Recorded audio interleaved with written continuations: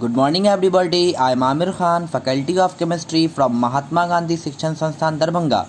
Today I will teach the most important topic for class 12th chemistry, and the topic is osmosis and osmotic pressure. तो student आज हम लोग osmosis and osmotic pressure के बारे में पढ़ेंगे. Okay तो student first of all we know the meaning of osmosis. सबसे पहले हम लोग जानेंगे कि ये ऑस्मोसिस क्या होता है. तो सुनिए, ऑस्मोसिस का मतलब हो गया flow of substances. What is the meaning of osmosis? Flow of substances from the region of higher concentration to the region of lower concentration. अगर किसी भी सब्सटेंसेस का फ्लो हाई कंसंट्रेशन से लो कंसंट्रेशन की तरफ होता है through SPM, it mean semi permeable membrane, is called osmosis. तो स्टूडेंट व्हाट इज ऑस्मोसिस?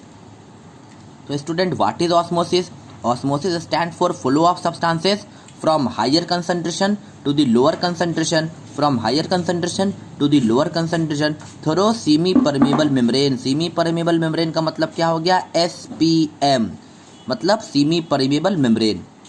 तो अगर स्टूडेंट किसी भी चीज़ का मूवमेंट हाई कंसंट्रेशन से लो कंसंट्रेशन की तरफ होता है सीमी परमेबल मेम्ब्रेन की मदद से, उसी फ्लो ऑफ सब्सटेंसेस को हम लोग क्या बोलेंगे स्टूडेंट? ऑस्मोसिस बोलेंगे.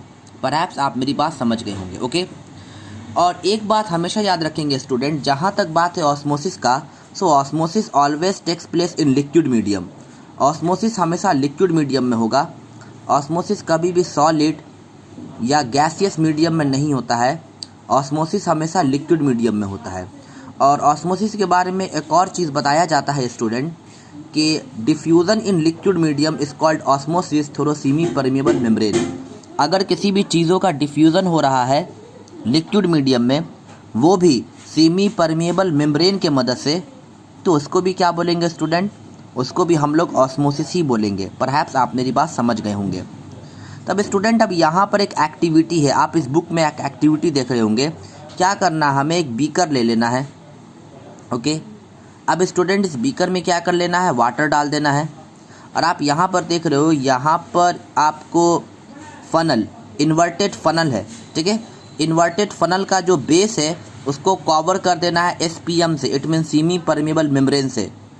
और स्टूडेंट ये सॉल्वेंट है बीकर में, और ये जो आप इन्वर्टेड फनल देख रहे हो ना, इस इन्वर्टेड फनल में क्या है? इस इन्वर्टेड फनल में सॉल्यूशन है.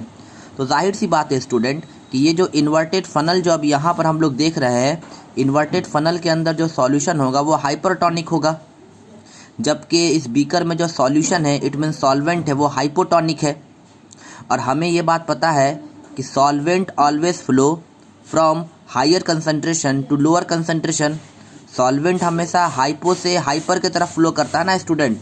तो अब मैं यहाँ पर एक चीज़ आपको बताना चाहता हूँ, ज़रा मेरी बात को आप लोग ध्यान से समझिएगा.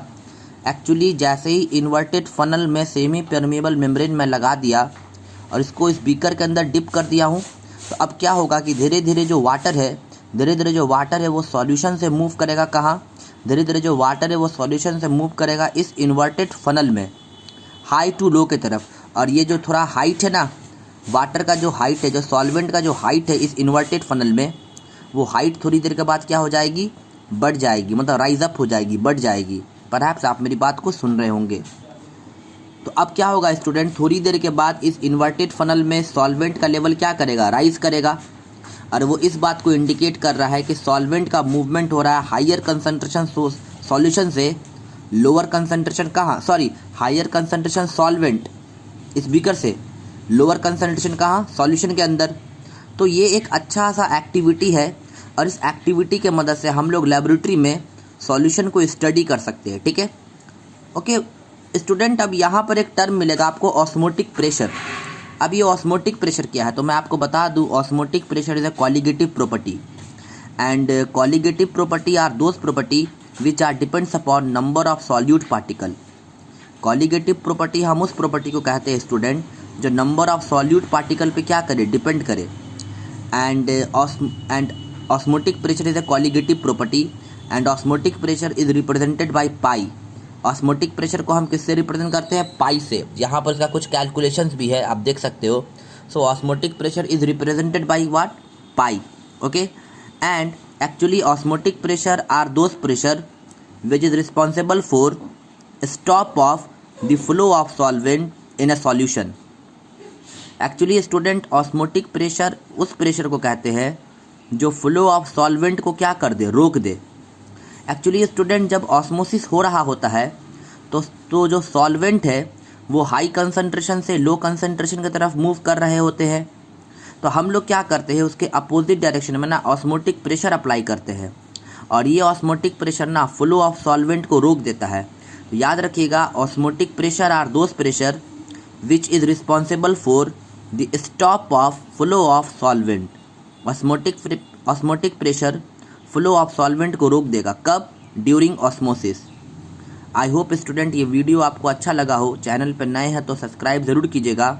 और स्टूडेंट आप NCERT बुक का न्यूमेरिकल बनाइए। अगर आपको न्यूमेरिकल में कहीं भी डाउट होता है तो कमेंट बॉक्स में पूछिए, हमारी टीम आपकी पूरी की पूरी मदद करेगी।